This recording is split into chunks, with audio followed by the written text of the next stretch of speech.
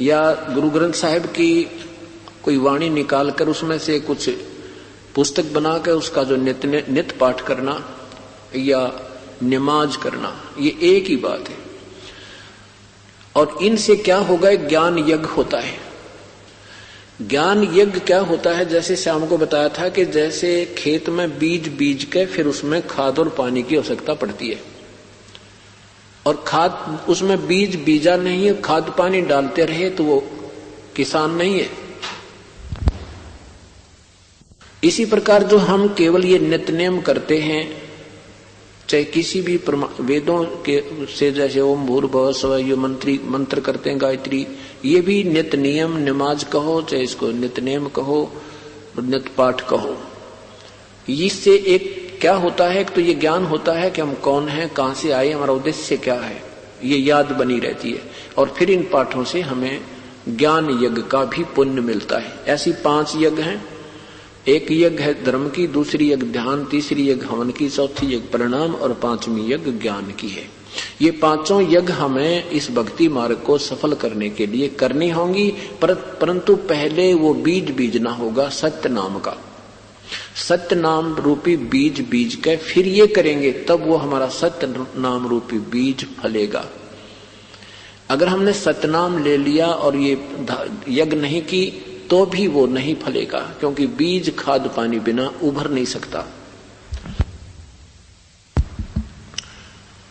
अब देखो, कोई भी क्रिया किसी भी पवित्र धर्म में चल रही है वो व्यर्थ नहीं है, लेकिन वो सुचारू नहीं है। जैसे कोई एक बस का एक व्हील निकाल ले, एक गाड़ी का या कार का एक पहिया निकाल लिया और उसने धक्के देता फिर घुमाता है, अब कहता यही गाड़ी है, तो वो उसकी नादानी बालकपन है। हम कोई एक क्रिया कर रहे हैं, कोई व्रत कर रहा है, कोई गीता जी का पाठ से मुक्ति मान रहा है, कोई गुरु ग्रंथ साहिब की केवल नित्य उस वाणी से जप जी साहिब के पाठ से ही मुक्ति मान रहा है, कोई 5 वक्त नमाज करने से मुक्ति मान रहा है। परमात्मा कहते हैं ये तो तुम एक पहिया निकाल कर घुमाते फिर रहे हो गाड़ी का। ये सारे जोड़ जुगाड़ जुड़ कर ये सारे ठीक हैं, ये अंग सही है, लेकिन आपने जोड़निया ना पाया इनको, तो अब ये सारे जोड़ दिए या गाड़ी पूरी बन गई। ऐसे अपने सदग्रंथों में प्रमाण है। तो क्या बताते हैं कि 5 वक्त तो नमाज करें, प्रभु से प्रार्थना करते हो, हे प्रभु, नमाज यही है कि हे मालिक हमारे ऊपर मेहर रखना, आप सर्वशक्तिमान हो, आप ये कर सकते हो, नमाज यही होती है। और फिर कहते हैं दाव लगा जो बदमाश खा गए, तेरा गजब हुई। फिर ये क्या भक्ति हुई? ये काहे की स्तुति की परमात्मा से। अब जैसे किसी सेठ के पास जाते हो और सेठ से साहूकार से आप पैसा भी मांगते हो और उसके बच्चे के गर्दन पर पैर रख रहे हो, वो कैसे आपको पैसे देगा, कैसे आपकी सुनाई करेगा? तो परमात्मा के एक जीव को मार रहे हैं और उसी के सामने अपनी सुरक्षा और अपने बच्चों की सुरक्षा की याचना करे। ये कौन सी समझ की बात तुम्हारी? परमात्मा कहते हैं, आदरणीय गरीबदास साहेब और कबीर परमेश्वर कहते हैं कि परमेश्वर को जैसे बाप को बड़ा बेटा भी उतना प्रिय होता है और छोटा पुत्र या पुत्री वो भी उतना प्रिय होता है, ऐसे ही तुम चाहे छोटे जीव को मारो चाहे हाथी को मारो, उस भगवान के लिए एक ही जैसे आप दोषी हैं। इसलिए कोई मुर्गा बकरी गाय या तुम सुअर कुछ भी खाते हो, मृग तोतर तीतर आदि, ये परमात्मा के जीवों को मारकर और फिर उसी से याचना करते हो, ये बंदगी नहीं, तुम तो एक रीस कर रहे हो। 5 वक्त नमाज गुजारें करें श्याम को खुन्ना, और बिना बंदगी बोक बनोगे रहो जूनम जूना, पशु जूनी में जाओगे, ये मुक्ति मार्ग नहीं है। फिर कहते हैं वेद पुराण शास्त्र पढ़ते और कथा करें चितला के, गीता जी का ज्ञान सुनावे ये मीठी बात बना के, और महाभारत रामायण समझा के कथा कहें उस काल करतार की, तेरे हाथ में चाबी सतगुरु सतलोक द्वार की। के जैसे वेद और शास्त्रों के बड़े ज्ञाता प्रसिद्ध हो रहे थे, किस प्रकार हो जाते थे ये विद्वान, कैसे पाक गए, इनकी विद्वता का ढोल कैसे बज गया। उस समय अपने पूर्वज जो थे वो अशिक्षित थे और परमात्मा को घना चाहने वाले थे, सीधी आत्माएं थी उनकी, बहुत विनम्र थे, भगवान से डरने वाले होते थे, और उस परमात्मा की विधि पाने के लिए, उनकी कथा कीर्तन सुनने के लिए ऋषि का नाम सुनकर, संत का नाम सुनकर उसके चारों तरफ मंडरा जाते थे, पहुंच जाते थे।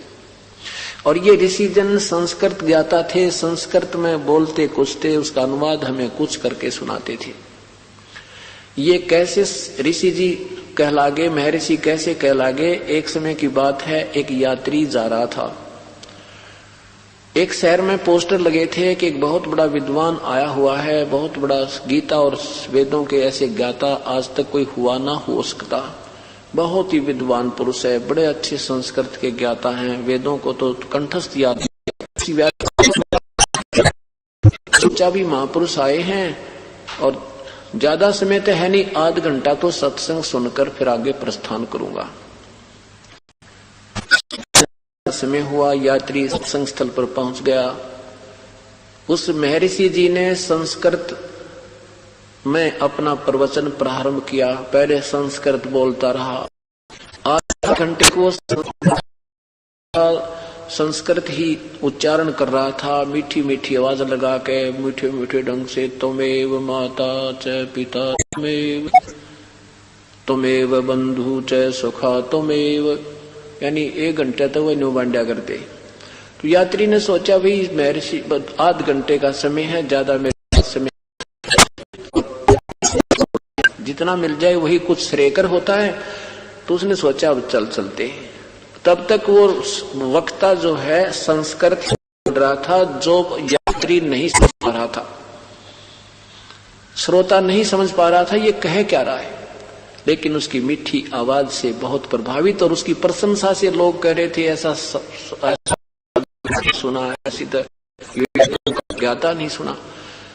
वो उठकर चल पड़ा। भी तो इतना समय है नहीं, बहुत सत्संग, इतना ही बहुत आज तो मुझे।